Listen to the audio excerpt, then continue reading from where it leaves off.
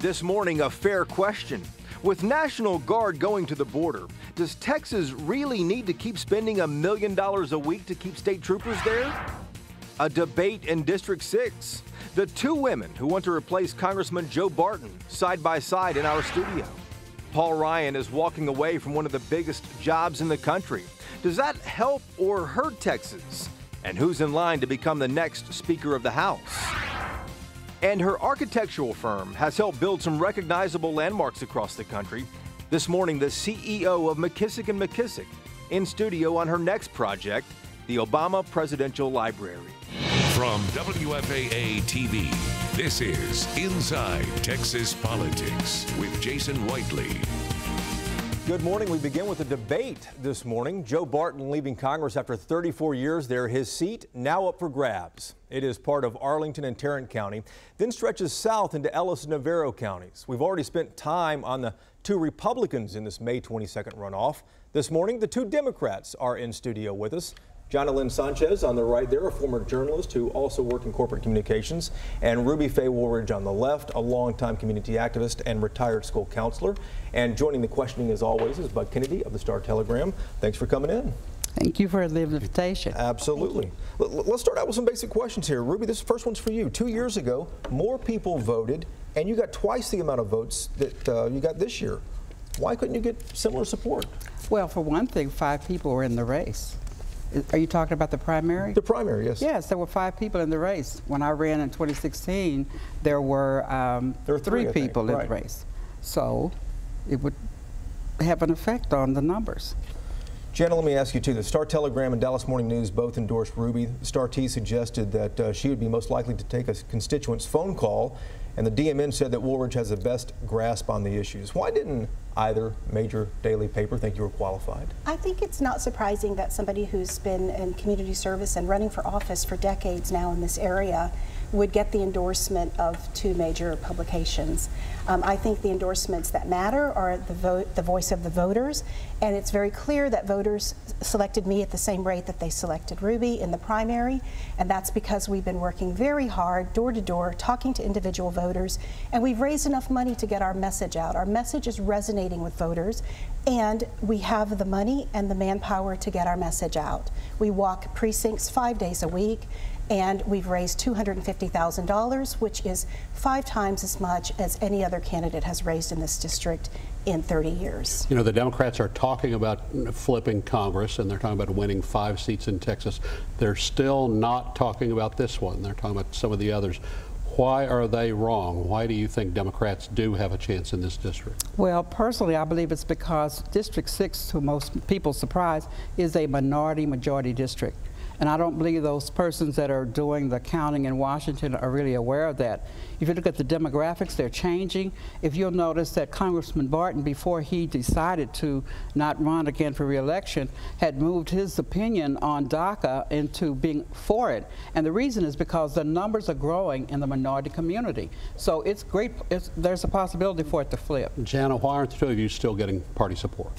I think that the party has so many seats that look easier to win than this. This is an R+9 district, so there is a battle to be won. You have to fight it hard. You've got to get out and talk to voters. You've got to win people who may have voted Republican in the past. You've got to be able to get your message out to voters. That's why the work is very important. The DCCC, or the Democratic Congressional Candidate Committee, is not going to support every candidate who's going to win. They have in the past not supported candidates who have won. So I don't think we can count on that not being support as an indication that this district is not winnable. Look around the country. Look at swings of 20 points in many districts, much redder than this. And I want to remind you, Bud, on this very channel, you said you believe that this district is going to turn blue in November. I did. He did say that, indeed. You watched, so thank you very much for that, I watched the show, yes. Let me ask you, you know, this was a razor-sharp primary finish. You won by, or you were ahead rather, by 19 votes. How can you overcome this, you know, huge challenge you have here? Well, for one thing, I picked up support that was maybe split during the primary, so people that are formerly supporting other candidates are now coming on my team and supporting me. Who did you reach out to? I reached out to all 3 of the other candidates in the race, and 2 of them have come on board to support me. So, matter of fact, one of the supporters, volunteers, are here with me today. Jana, you were just behind by 19 votes. How do you get over that hump? So we're continuing to do what we've done this entire campaign. We're walking precincts, we're identifying our voters, we're making sure they get out. We cannot rely necessarily on the establishment insiders of this district. We are instead talking directly to voters with whom our message is resonating. We will continue to work hard like we have been, and that will get us where we need to be. You mentioned establishment, and in a lot of ways this race reflects the divide of the Democratic Party between established Democrats who've been in the party, been candidates involved a long time, or movement Democrats, progressives. How do you all view this split, and how's it playing in your race?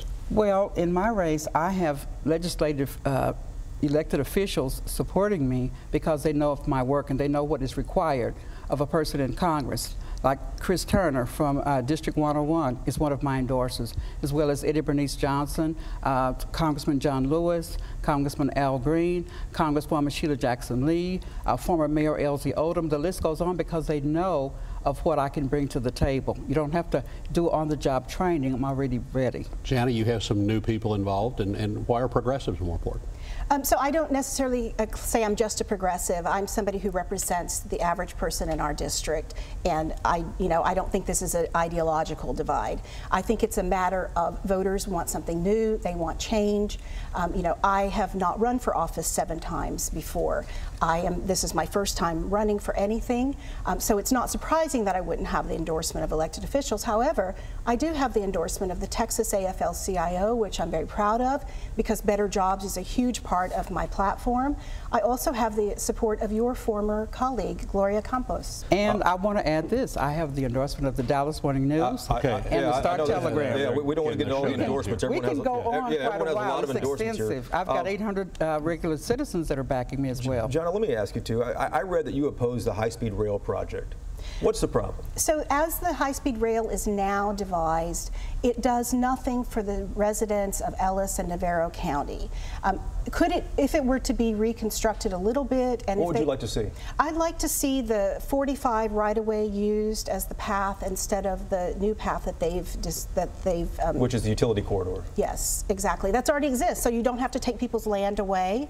And I also would like to see a stop there in the southern part of the district, so that people who might be in our district going to Houston could get on. I want to make sure that that good union jobs are created for people in our district. Final word on this topic here, Ruby. Well, I am in favor of looking at the possibility for high-speed rail because we have such a transportation problem in North Texas. You've been in gridlock, and it happens regardless of what road you're on. And also, I've been meeting with the citizens from Ellis County and from Navarro that will be affected by this. And I believe that there is a coming together. It's just going to take a while. I've spoken with the persons who are a part of the high-speed rail project, and I've spoken with families. And they just need to talk a little longer and be a little more patient, and we're going to get there. All right. Ruby Faye Woolridge and Jana Lynne Sanchez, 2 Democrats running in the May 22nd runoff. Good luck to both of you. Senator Ted Cruz got some headlines last week questioning Facebook founder Mark Zuckerberg, accusing him of censoring conservative content. Cruz, though, he noticeably left out the data breach from Cambridge Analytica that benefited him. None of this was really the topic that brought Zuckerberg to D.C. Alana Rocha is in for Ross Ramsey this week. She's one of the reporters at the Texas Tribune. Good morning to you, Alana. Good morning. You know, like Cruz, Congressman Joe Barton also strayed off the privacy topic with Facebook CEO. What were the Texas Republicans trying to do by changing the topic? Well, they had a symbol of liberal Silicon Valley before them, and so their questioning, you could argue, scored points for their conservative base. And at least with Joe Barton, he got Zuckerberg to concede that Facebook's content managers did in error censor a conservative blogging site, Diamond and Silk, I believe was the name of it. And so, you know, again, scoring points with their base because of all these allegations of, you know, conservative voices being censored or quieted on the social media platform. This wasn't about who was in the room, but who was maybe watching this, trying to get some headlines out of it, it sounds like. Let me ask you about the Republican Party of Texas once again denying log cabin Republicans a booth at the state convention. Are Republicans drawing a line with younger voters that they really hope to attract and need to attract? At this point, they are. You know, there's a age divide, if you will, within the Republican Party on their acceptance of the LGBT community and issues. And right now, the older Republicans here in the state are the most engaged. And so, yeah, they are drawing a line and hoping maybe to get to those younger voters at a later point in time. Thanks, Alana. Back to you in just a moment. Her architectural firm has helped build some recognizable landmarks all across the country. The CEO of McKissick & McKissick in studio to talk about her next project, the Obama Presidential Library. And another debate this morning, this one on the legal ramifications of the FBI raiding the office of President Trump's attorney. Two sides in 3 minutes. First, your Sunday Funds. It's always interesting to see our senators asking questions at a hearing like this, especially when the subjects they're covering, like Facebook, aren't in their areas of expertise. Mr. Zuckerberg, I just want a straight yes or no. Can anyone see those pictures I sent to my intern? No, Senator. Actually, the first line of our terms of service say that you control and own the information and content that you put on Facebook. Thank God.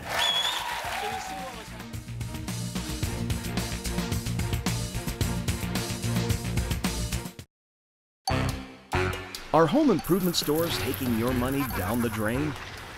You won't feel that way at Seconds and Surplus. With discounts of up to 50 to 90% on the latest home improvements, you can hold on to more of your money.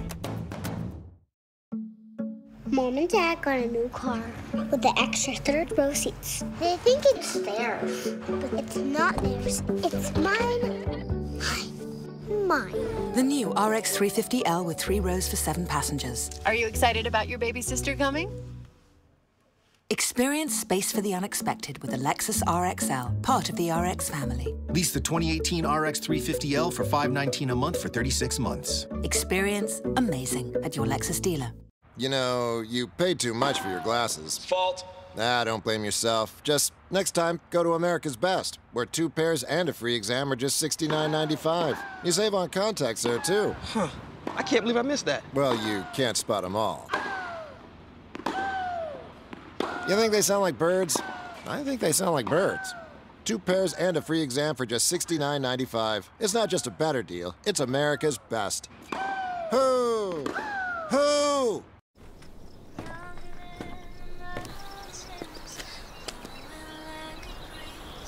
Country roads take me home to the place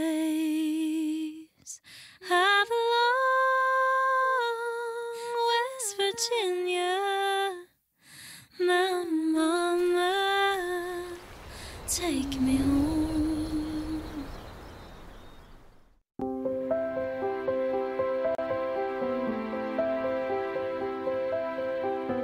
Sharing. It's what brings us together. It's why today, doctors at Methodist Health System are collaborating through the Mayo Clinic Care Network, working together to share our knowledge and deliver better patient outcomes right here at home. Trust Methodist. At Mattress Firm, we think of our customers as family. So we'd like to extend our Friends and Family sale to you, which means you can get an additional 20% off our low prices on America's best-selling brands like Beautyrest or Serta. Plus, this Friday through Sunday only, you can also save the tax. 20% off plus save the tax?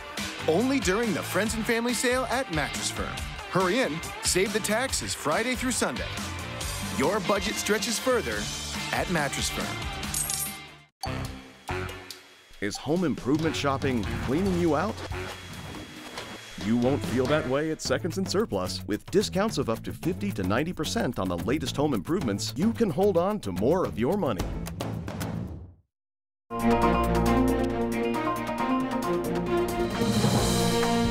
might not know the name McKissick & McKissick, but you know the firm's work. McKissick is the architect of record for the Martin Luther King Jr. Memorial in Washington, D.C.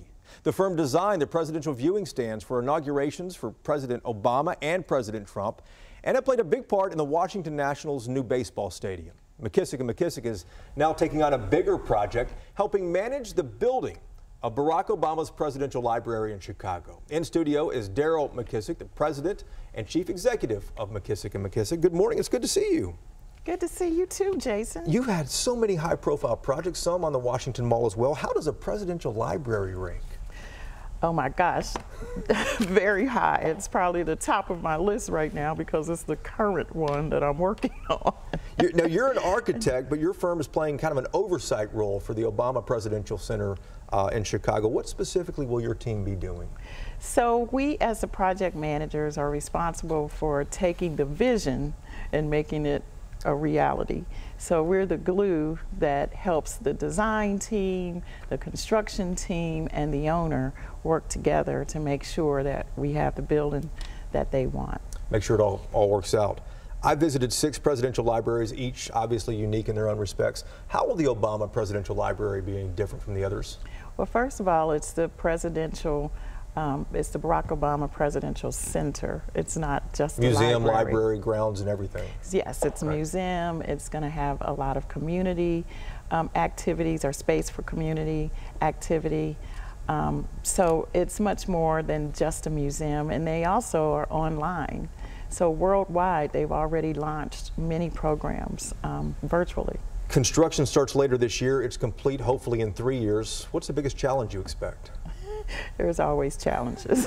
There's always the dealing with the stakeholders, which there are many when you're dealing with a project like this. And also, you know, making sure it's a very high design, very complex project. So making sure that the contractor is sensitive to all of that, which we have a great construction team. Presidential Partners, which is made up of local firms in Chicago, as well as Turner Construction, which is a national company. What kind of satisfaction do you get out of your job? Well, you know, I'm writing a speech for today for the Women's Leadership Summit. Which you're in town speaking with. Yes, and I was asked to talk about our projects, but really our projects are inspirational for people, and they're part of a purpose and a movement. And so for me, the satisfaction is each project I learn something new as to why I need to keep moving forward in life and keep building and engineering my life, as well as helping to build and engineer the lives of others. Daryl, last question for you too. Your family has an incredible story. Share this briefly about your great-great-grandfather back in 1790. Yes, my great-great-grandfather was a slave, and he came here in 1790. He was a builder as a slave and passed the trade of building down to my great-grandfather, who passed it to my grandfather. And my grandfather and his brother went to corresponding school to become architects and started our family business in Tennessee in 1905, making us the oldest African-American architectural firm in the country. They were the first licensed black architects in Tennessee and in many neighboring states around Tennessee. They designed and built the Tuskegee Air Force Base, which was, you know, built during World War II. 1942. Yeah. Wow. You have an incredible family story, and you know, you and your sister both have your own individual firms and very successful. So thanks for coming in. Good luck to you on this latest project as well. All right. Thank you, Jason. Thanks, Daryl. Now to a lightning rod issue, that FBI raid on the office of the President Trump's attorney. Republicans say it violates attorney-client privilege. Democrats argue it was all done legally and even signed off on by a Republican judge. From the right this morning, Mark Davis of 660 AM The Answer, and from the left, former Democratic State Rep Domingo Garcia. Thanks, Jason. Good Sunday morning, everybody. I'm really glad Domingo is here because Domingo is an attorney, and he's the first guy who I would expect to weigh in on one of the big events of the last few days of the news, and that is the complete pillaging of attorney-client privilege as people go ransacking through the Michael Cohen offices. Boy, if somebody did that to you, I'd be the first to stand up and say that's a complete foul and a complete violation of ethics. So, well, I got to tell you, it's pretty unprecedented that the attorney for the President of the United States office would be raided because he paid hush money to a porn star from the Dallas area, Stormy Daniels, and lied about it. And then the president lied about it. For a judge, a federal judge, a Republican federal judge, a Republican district, a U.S. attorney in New York to get a warrant to search an attorney's office, especially the attorney of the President of the United States. So are you convinced that this is on the up and up? It's straight legit. They got evidence. How do you magically know what that is? Because a federal judge would not have agreed lightly, a Republican federal judge. Oh, there are plenty of Republicans who hate Trump's the president's attorney's office unless they have evidence of a crime. Yeah, well, and I think for sure Mr. Cohen's going down for indictment on a federal charge. The question is, will he turn on President Trump? Oh, you've been waiting for everybody to turn on Trump, and nobody has. We're in an era of unprecedented times because procedurally you're correct that this is usually not the way it's done. But we usually don't have special counsels called when we don't have a crime. This entire Mueller dog and pony show is a probe in search of a crime, and that's usually not done either. You know, for Republicans being the party of law and order, attacking the FBI and the men and women who when they go rogue, you bet we do. They go rogue because they go after Trump. When they were going after Hillary, they go rogue because they violate his rights. When the FBI was investigating Hillary before the election, they said, "Oh, it's great." Now that the FBI is investigating Trump, they're going rogue. They're it's a deep red state now. They never raided Cheryl Mills' office. From the right, Mark Davis, 660 AM, The Answer. From the left, still unbelieving, Domingo Garcia. With the National Guard now on the border, should Texas spend $1 million a week to keep extra state troopers there? That's one of our topics next on Reporters Roundtable. Does your weed and feed work as hard as Bayer Advanced 3-in-1 Weed and Feed for southern lawns? Let's find out. Both weed and feed, but only Bayer Advanced 3-in-1 Weed and Feed for southern lawns also prevents new weeds, including crabgrass, up to 6 months. The real bonus comes from Bayer Advanced. Bayer Advanced 3-in-1 Weed and Feed for southern lawns. Get more from the blue bag. Amazing Grace, the Broadway musical that's nothing short of amazing. An adventure that's both stirring and romantic. You will never hear the song Amazing Grace the same again. Amazing Grace, the Broadway musical. At the Eisman Center in Richardson for 3 performances, April 19th and 20th. Tickets at eismancenter.com. Thousands of shoppers are buying new furniture and flooring with employee family price this weekend at Nebraska Furniture Mart. They're closed now, preparing for amazing deals. How about an example? Yes, this waterproof hybrid flooring is $3.99 a square foot. That's $1 a square foot off the Mart price. And shoppers are using 24-month financing. The big news over in appliance and electronics is a $10 million blowout event. Doors open at 10 with employee family price on furniture and flooring at Nebraska Furniture Mart. My husband's probably going to think I'm crazy. He thinks I'm going to see my sister. Sometimes the confidence to be spontaneous starts with financial stability. Once I heard it, I was shocked. I just thought, I have to go get it. It's our tree. See how a personalized financial strategy and access to JP Morgan investment expertise can help you. Chase, make more of what's yours. Nissan's latest tech surrounds you with peace of mind. The 2018 Nissan Rogue. With available Pro Pilot Assist that can keep an eye on the road ahead and help you stay centered in your lane. Experience Rogue, America's best-selling SUV. For a limited time, save up to $30/30 or get a low $199 per month lease on the 2018 Rogue. Now the most exciting tech you own is in your driveway. Life is good, and at Ropes and Ranch, a ropes and resort community for active adults, it just keeps getting better. Come join us for our tour and taste event this Sunday. Discover 3 new beautiful models and other stunning home designs. Then enjoy our patio party at the Wild Horse Grill, featuring complimentary food and live music. Plus, discover the exceptional resort-style amenities. Visit ropeson.com/event for details. Ropes and Ranch, a life as big as Texas. Time now for Reporters Roundtable to put the headlines in perspective. Bud and Alana both still with us, and Bernadine Steptoe, WFAA's political producer, is here as well. Alana, let's start with you and the speaker races in both the U.S. House and the Texas House. But Paul Ryan specifically, does his retirement help or hurt Texas in any way? Depends on your perspective. If you're a member of the Texas congressional delegation looking to move up, namely Kay Granger as chairwoman of appropriations potentially, or Pete Sessions as majority whip, you know, it helps you potentially. But then if you are a vulnerable incumbent who relies on national money and Ryan was a formidable fundraiser, you maybe aren't too pleased, like many Republican strategists aren't too pleased right now. And no Texans really in line yet, Bud, for the speakership. There are no Texans in line. I think Texans are aligning themselves with people like Steve Scalise, who they think might have a chance. But as Pete Sessions said, Republicans have to win in order to have the speakership and keep the speakership. They have to win first before they worry about who's speaker. Good point. When it applies to Pete. That's a very good point, especially in regards to Pete Sessions. He will be in a competitive race. I think that I don't think that he will hurt Texas as much in terms of fundraising, because you were considered as a place that anyone can actually raise funds if it's a Democrat or a Republican.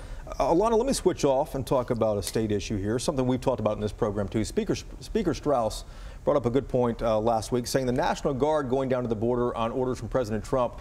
Is there really a need for this state to keep spending $1 million a week to send state troopers down there?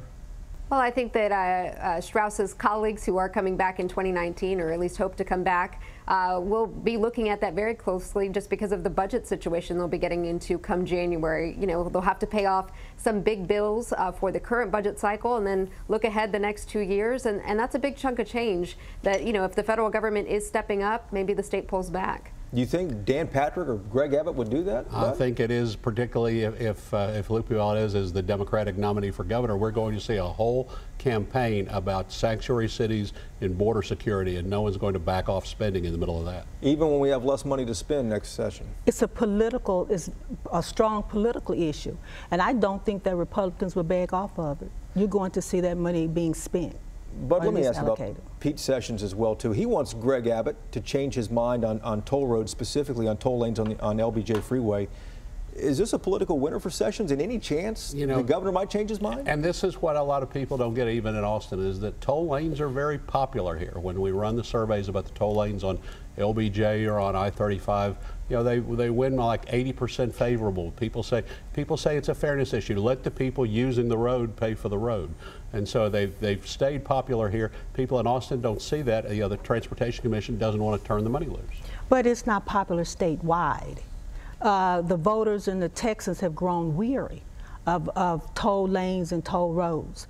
You know, it may be popular up here as people want to avoid congestion. Statewide, it's not. So is there a chance that Governor Abbott might listen to Pete Sessions? I don't think so at this point. As you said, it's very unpopular statewide. A lot of people complain about sitting in traffic or paying toll fees to sit in traffic, and the fact that, you know, voters here 2014-15 voted to, you know, divert certain monies to give to the highway fund, knowing constitutionally they couldn't be used for toll projects. It doesn't sound like he'll budge, at least at this point. And again, this is election season. And that's what it's all about. That's what it's all about. And statewide elected officials who are running on a statewide issue. Yes. Will this hurt Pete Sessions, though, if he, you know, doesn't have something? I think it helps him in his district to be out saying, "I'm fighting for you." Yes. Gotcha. Yes. Thank you guys very much. We appreciate it. Thank you for watching as well. ABC's This Week with George Stephanopoulos is coming up in just a moment. We'll see you next Sunday. Hope you have a good week.